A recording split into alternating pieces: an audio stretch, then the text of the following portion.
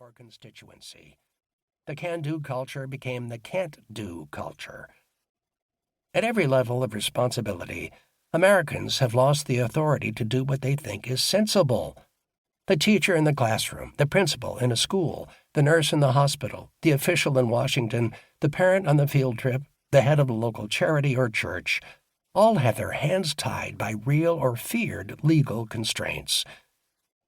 For several decades, I've dissected the failures of government and discussed the need for simplified structures that allow government to accomplish its goals without stifling Americans' freedom. Leaders and intellectuals from both sides have embraced my diagnosis, but little has changed. America is apparently rich enough to endure continuing government ineptitude and waste.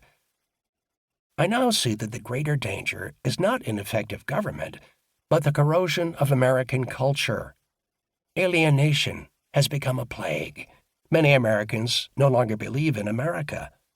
That's largely because, I argue here, they no longer have the freedom to take responsibility in their daily choices. Persistent failures feed the frustration and seed a culture of distrust.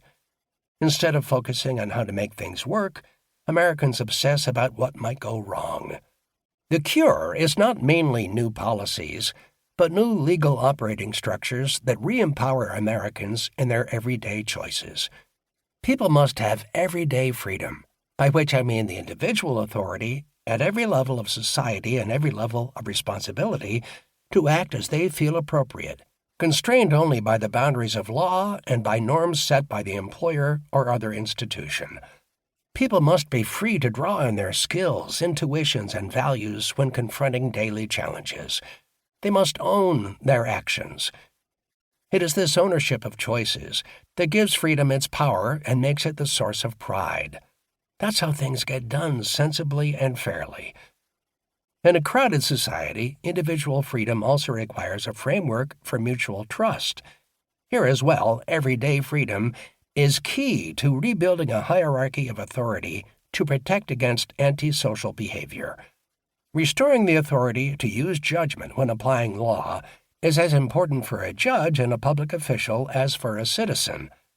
Indeed, I will argue that liberty, in the broad sense, requires judges and officials, when applying legal principles, to assert norms of reasonableness. Otherwise, self-interested people will use law to claim almost anything. Freedom is used in many ways, often to support contradictory positions and policies. Everyday freedom is not directed at policy goals, but as a philosophy of implementation and interaction. Letting people use their judgment when fulfilling responsibilities should be a goal of both progressives and conservatives. It's the only way to deliver good government.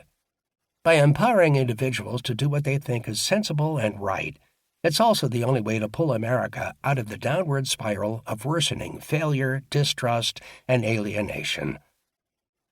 What should overhaul look like? I propose a new legal framework that replaces red tape and self-interested rights with individual responsibility and accountability. Instead of purging authority to prevent abuse, this framework rebuilds clear lines of authority to make common choices, to oversee those choices, and to define zones of protected freedom. 1. The human need to do things our own way. Humans need agency. Waking up in the morning, most people want to make a difference in their jobs, families, or communities. Liberty to pursue our own goals is how most people probably conceive of freedom. But that's only one aspect of freedom. People also need freedom in how we do things. Individual liberty is individual power, the capacity to act to achieve one's ends. Historian Eric Foner wrote in The Story of American Freedom, quoting John Quincy Adams, "Making things happen is a powerful driver of individual energy and creativity. Pride and self-respect flow from our choices on how to carry out projects, on what we decide is fair and sensible, and on how we work with others to achieve things bigger than ourselves.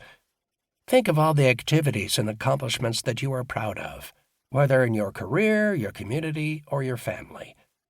All happened in part because of your individual effort and ideas."